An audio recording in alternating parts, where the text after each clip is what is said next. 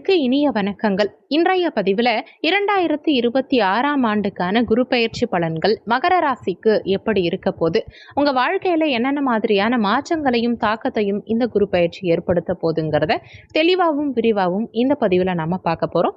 வீடியோவை பார்க்கறதுக்கு முன்னாடி நீங்க நம்ம சேனலை இப்பதான் புதுசா பார்க்கறவங்களா இருந்தா மறக்காம சேனலை சப்ஸ்கிரைப் பண்ணிக்கோங்க. மகர ராசியை பொறுத்த வரைக்கும் உத்திராடம் 2, 3, 4ஆம் பாதங்கள், திருவோணம் 1, 2, 3, 4ஆம் பாதங்கள், அவிட்டம் 1, 2ஆம் பாதத்தை உள்ளடக்கியது மகர ராசி. மகர ராசிக்கு அதிபதி சனி பகவான். குரு பயிற்சி நிகழும் தேதியை பொறுத்த வரைக்கும் திருக்கணித பஞ்சாங்கப்படி ஜூன் 2, 2026 செவ்வாய்க்கிழமை அன்னைக்கும், வாக்கிய பஞ்சாங்கப்படி மே 26, 2026 செவ்வாய்க்கிழமை அன்னைக்கும் குரு பயிற்சி நிகழ இருக்கு. குரு பகவான் மிதுன ராசியிலிருந்து தன்னுடைய உச்ச ராசியான கடக ராசிக்கு பிரவேசிக்கிறார். மகர ராசிக்கு இது கலத்திரஸ்தானமான 7ஆம் இடம். மகர ராசிக்கு இந்த குரு பெயர்ச்சி ஒரு மிகச்சிறப்பான திருப்பு முனையா அமைய போகுது. உங்க ராசிக்கு 6ஆம் இடத்திலிருந்து குரு பகவான் 7ஆம் இடமான கலத்திரஸ்தானத்துல அமர்ந்து உச்சம் பெற போறார். கடந்த 8 ஆண்டுகளா இருந்த பிணைவுகளெல்லாம் உங்களுக்கு நீங்கி ஒரு விசேஷமான அமைப்பு உண்டாகும். ரொம்ப சூப்பரான அமைப்பு என்னன்னா, திருமண யோகம் மகர ராசி அன்பர்களுக்கு மிக சிறப்பா இருக்கு.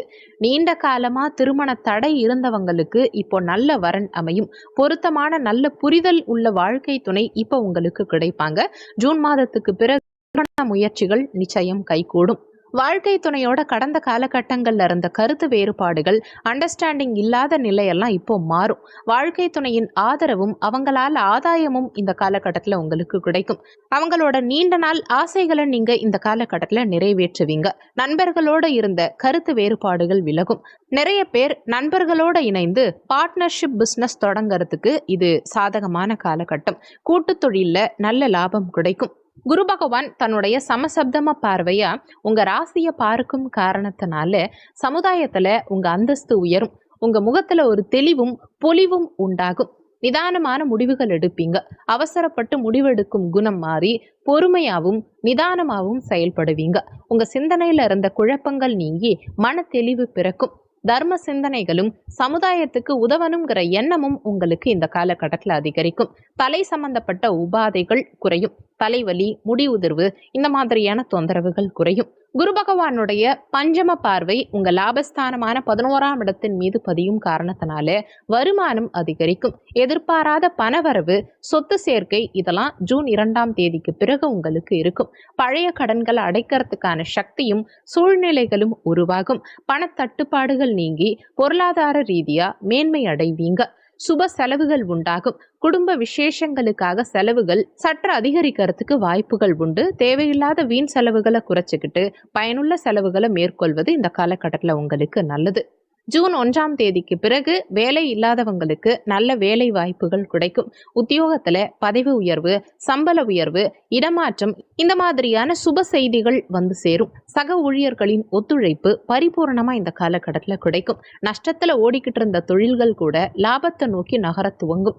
புதிய தொழில் தொடங்க விரும்புபவங்க ஜூன் மாதத்துக்கு பிறகு தாராளமா தொழில் தொடங்கலாம். தகவல் தொடர்பு சார்ந்த துறைகள்ல இருக்கவங்க, கன்சல்டன்சி, சட்டம், ஆசிரியர் பணியில இருக்கவங்களுக்கெல்லாம் இந்த காலகட்டம் அபாரமான வளர்ச்சி நிச்சயம் உண்டு. முயற்சி ஸ்தானமான 3ஆம் இடத்தை குரு பார்க்கும் காரணத்தினால, அதே மாதிரி முயற்சி ஸ்தானாதிபதி உச்சமா இருந்து தன்னுடைய சொந்த வீட்டையே குரு பார்க்கும் காரணத்தினால எடுக்கும் முயற்சிகளில் வெற்றி கிடைக்கும். இளைய சகோதர வழியில அனுகூலமான சூழல் உண்டாகும். இளைய சகோதர ஸ்தானாதிபதி உச்சம் இளைய சகோதர ஸ்தானத்தையே பார்க்கிறார். மூத்த சகோதர ஸ்தானமான 11ஆம் இடத்தையும் குரு பார்க்கிறார். அதனால இளைய மூத்த சகோதர சகோதரிகள் வகையில, ஜெனரலாவே சகோதர சகோதரிகள் சார்ந்த வகையில இந்த காலகட்டத்தில் அனுகூலமான சூழல் உண்டாகும். உடல் நலத்தை பொறுத்த வரைக்கும் நீண்ட நாள் நோயிலிருந்து விடுதலை கிடைக்கும். ஒருவித புத்துணர்ச்சியோட செயல்படுவீங்க. இருந்தாலும் 2ஆம் இடத்துல ராகு சஞ்சாரம் செய்யும் காரணத்தினால கண் மற்றும் பல் சம்பந்தமான உபாதைகளில் கவனம் அவசியம் தேவை.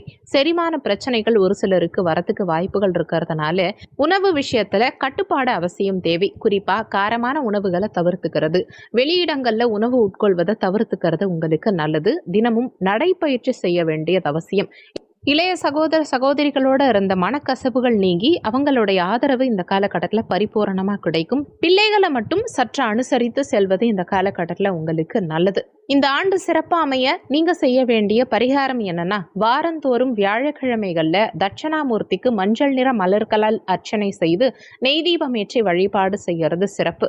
தினமும் காலையில பூஜை அறையில் அமர்ந்து 108 முறை ஓம் நம சிவாயங்கிற மந்திரத்தை சொல்றது மன வலிமையையும் சிந்தனை தெளிவையும் கொடுக்கும். மஞ்சள் நிற ஆடைகள் மற்றும் மஞ்சள் நிற இனிப்புகள், உதாரணத்துக்கு லட்டு, மைசூர் பாக்கு, இந்த மாதிரி உணவுப் பொருட்களை ஏழை எளியவர்களுக்கு தானமா வழங்குறது சிறப்பு.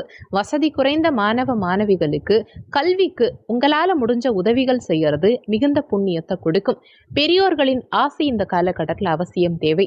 வீட்டில் இருக்கும் பெரியவங்க, ஆசிரியர்கள் மற்றும் குருமார்கள் கிட்ட ஆசை பெறுவது உங்களுக்கு குறைகளை தீர்க்கும். முக்கியமான விஷயம், வீடியோல சொல்லியிருக்கக்கூடிய பலன்கள் கோச்சார ரீதியிலான பலன்கள். கோச்சார பலன்கள் யாரா இருந்தாலும் வெறும் 20% தான் வேலை செய்யும்.